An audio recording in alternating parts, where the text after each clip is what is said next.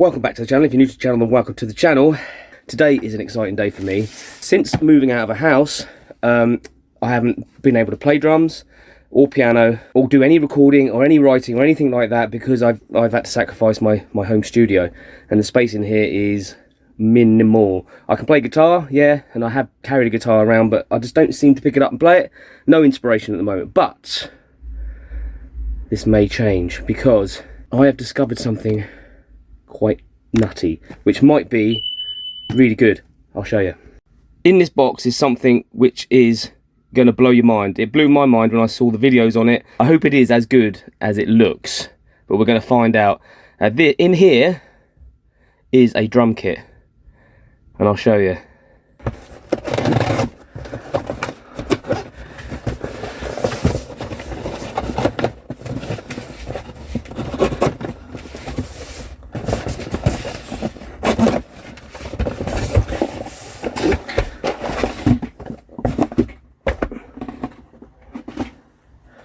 And there it is, the Aeroband Pocket Drum 2 Plus.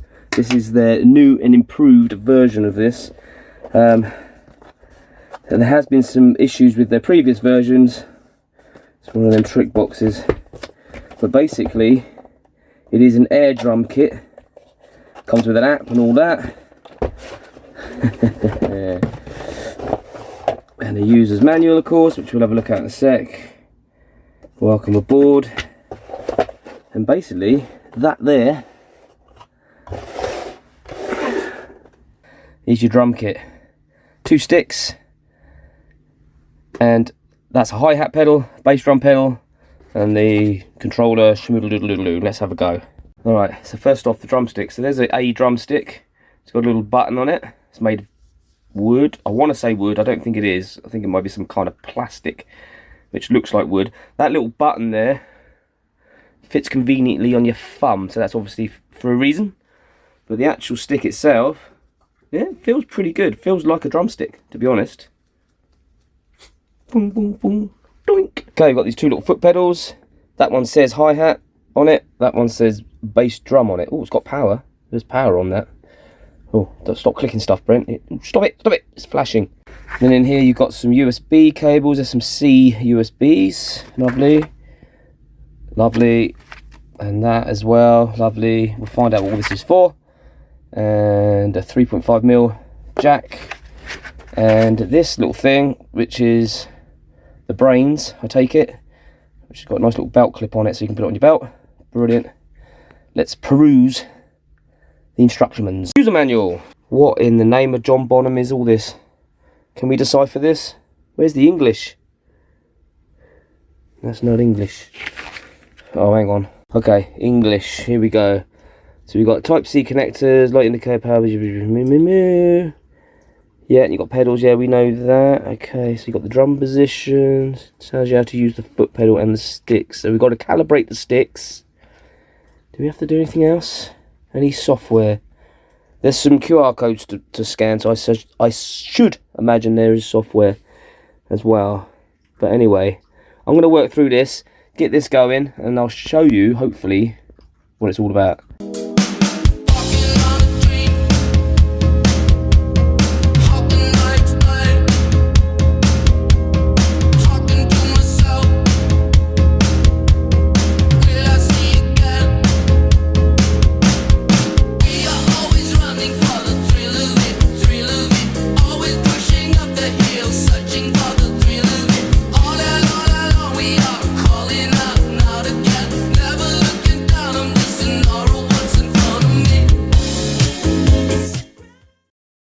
What in the name of Roger Taylor is that all about?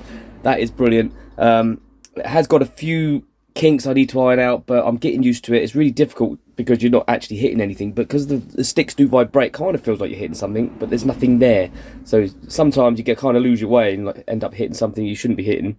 Like instead of hitting hi-hat, you're hitting a cymbal or something. But I am getting better with it.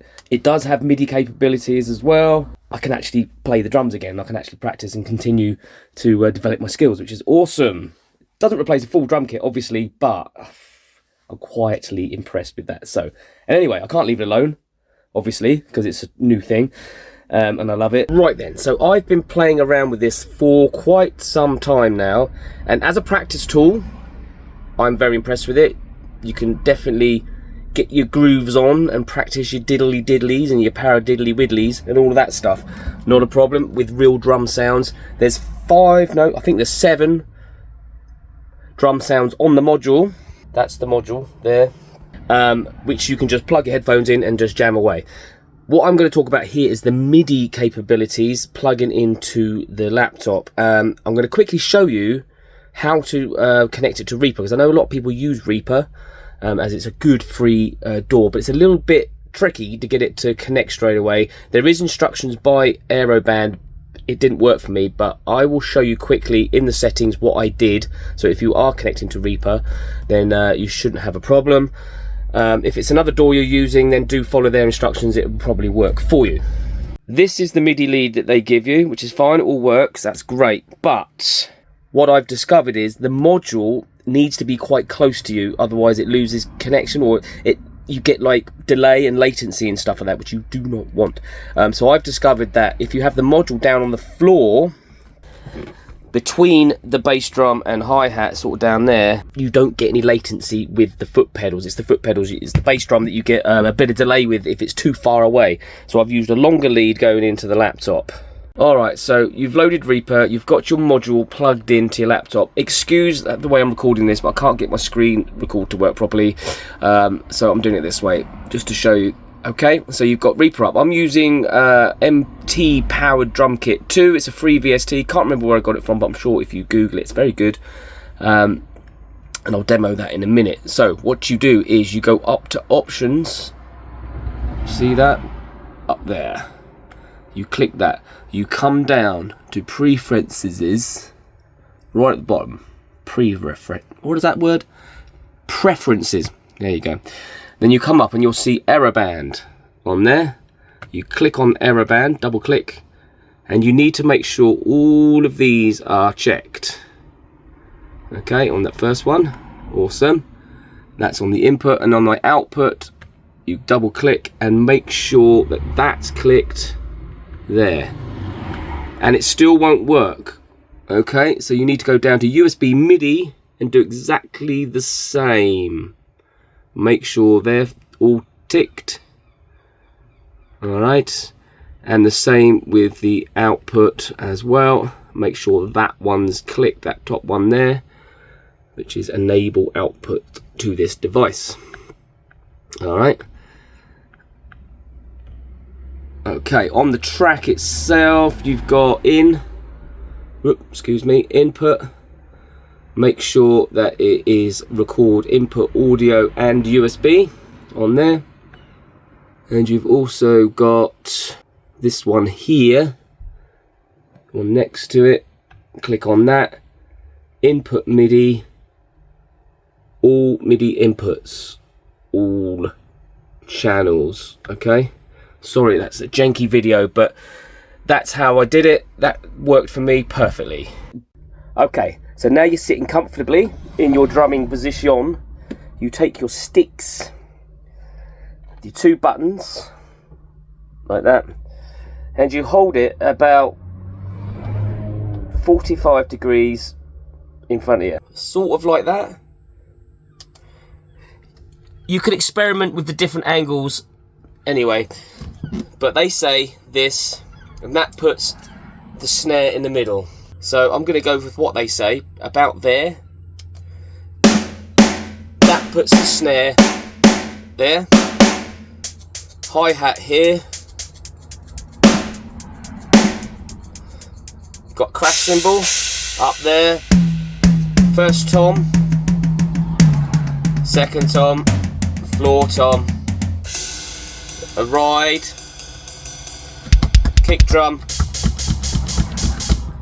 hi-hat.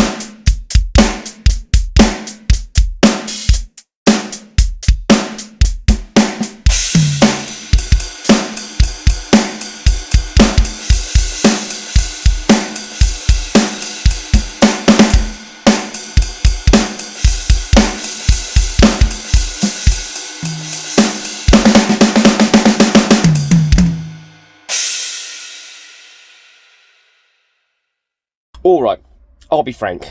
You can be you.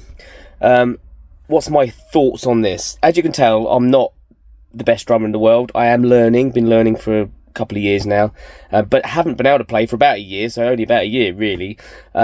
So is this good? One, for a practice tool, yes.